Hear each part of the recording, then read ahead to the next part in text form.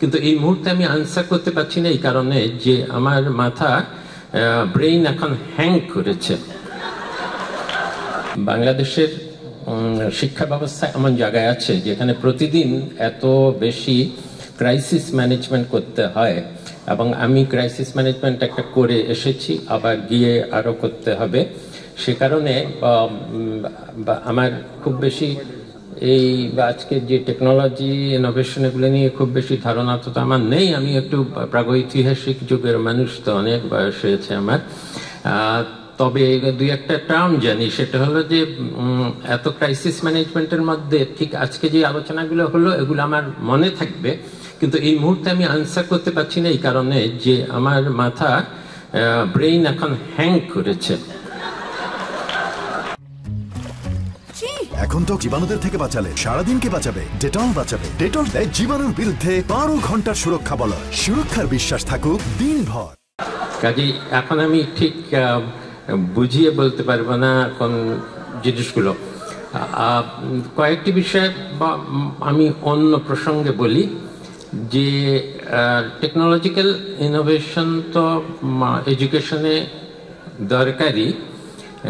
একটা উদাহরণ দিই যে ভারতে ইন্ডিয়াতে যখন আইআইটি গুলো হয়েছিল, ইনস্টিটিউট অফ আইআইটিস গুলো তো সবাই নাম জানে, এগুলো হয়েছিল একদম ভারত যখন প্রতিষ্ঠা হয়েছিল তখন নেহরুর সাথে মহলানবিস বলে আরেকজন ইকোনমিস্ট ছিলেন, তার পরামর্শে যে ভারতের একমাত্র মানে খুব বেশি সম্পদ তো নেই, বাংলাদেশের ক্ষেত্রে সেটা আরো সত্য, যে কিন্তু ব্রেইন আছে অনেক এই সাবকন্টিনেন্টের মানুষদের। সে কারণে কিছু অত্যন্ত সেন্টার্স বা এক্সিলেন্স বানাতে হবে। কিন্তু সেই আইআইটি গুলো একসময় একদম হাইয়েস্ট র্যাঙ্কিং ছিল ওয়ার্ল্ডে, এখন আর নাই। এখন তারা অনেক নিচে নেমে গেছে। কেন নিচে নেমে গেছে? কারণ প্রথমত তাদের ব্রেইন হয়েছে, আরেকটা হলো প্রযুক্তি এত উন্নত হচ্ছে যে তখনকার দিনে যে প্রযুক্তি ছিল সেখানে এই যে তথ্য প্রযুক্তির এইটুকুই ইনোভেশন করলেই অনেক বড় হয়ে যেত। কিন্তু এখন যত বেশি অগ্রগতি হয়েছে তথ্য প্রযুক্তি, তাতে আর ওটার সাথে তাল মিলাতে পারেনি। কিন্তু যেটা বলা হয়েছে যে চায়না, সেটার সাথে তাল মিলাতে পারছে। আমাদের টেকনোলজি, এডুকেশন টেকনোলজির দুটো অত্যন্ত ভালো দিক আছে।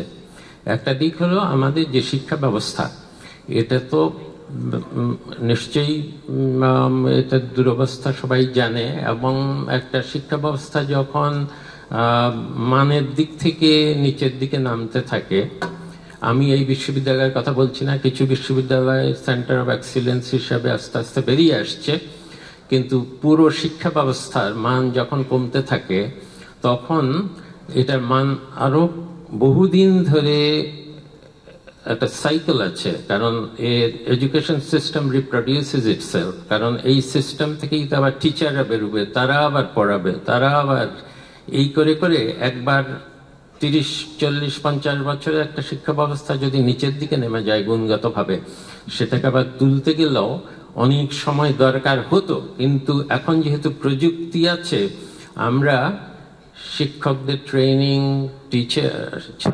ছাত্রদের শিখন সবকিছুতেই ইন্টারনেট ব্যবহার করে এবং নতুন প্রযুক্তি ব্যবহার করে এই এত সময়ের আর দরকার হবে না। আমরা যদি আসলেই এখন থেকে প্রযুক্তি ব্যবহার করে শিক্ষার মান উন্নত করতে চাই, একদম প্রাইমারি লেভেল থেকে শুরু করে উচ্চতম লেভেল পর্যন্ত। কিন্তু যেটা আমাদের দ্বিতীয় যেটা সুবিধা প্রযুক্তি, সেটা হলো প্রযুক্তি টেকনোলজি, বিশেষ করে IT technology is a great equaliser across borders, across income groups. তথ্য প্রযুক্তি যা ইন্টারনেটে পাওয়া যায় সেটা, বা এআই এর কথাই বলি, সেটা একটা সবচেয়ে ধনী দেশের একটা ছাত্র যেটা পেতে পারে, সেটা একদম গরিব দেশের একটা গরিব ছাত্র যদি তার কাছে সেই প্রযুক্তিটা থাকে তাহলে পেতে পারে। আগের কালে কিন্তু সেটা ছিল না। কাজে এটার একটা উদাহরণ দিই যে আমাদের শিক্ষা ব্যবস্থা মধ্যে এত উচ্চতর প্রযুক্তি শিক্ষণের খুব ভালো কিছু নেই, যদিও দু একটা বিশ্ববিদ্যালয় অনেক বিষয়ে ভালো করছে, কিন্তু এর মধ্যেও আমাদের ছাত্ররা নিজেদের প্রচেষ্টায় যখন বিদেশে গিয়ে বিভিন্ন কম্পিটিশনে যায় বা পড়তে যায়, বিদেশে MIT-র মতো জায়গায় পড়তে যায়, তখন তারা AI নিয়ে, রোবোটিক্স নিয়ে যেসব কাজ করে, অনেকগুলো প্রজেক্টে বাংলাদেশ ইন্টারন্যাশনাল কম্পিটিশনে আমাদের ছাত্ররা গিয়ে কিন্তু প্রথম, দ্বিতীয়, তৃতীয় পুরস্কার পেয়ে এসেছে। এটা তো বিরাট গৌরবের জিনিস। কাজেই তোমরা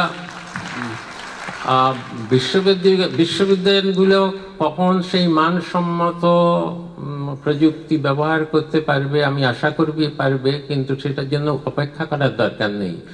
নিজেদের প্রচেষ্টাতেই আজকাল কিন্তু অনেক কিছু করা সম্ভব, because technology is available to you.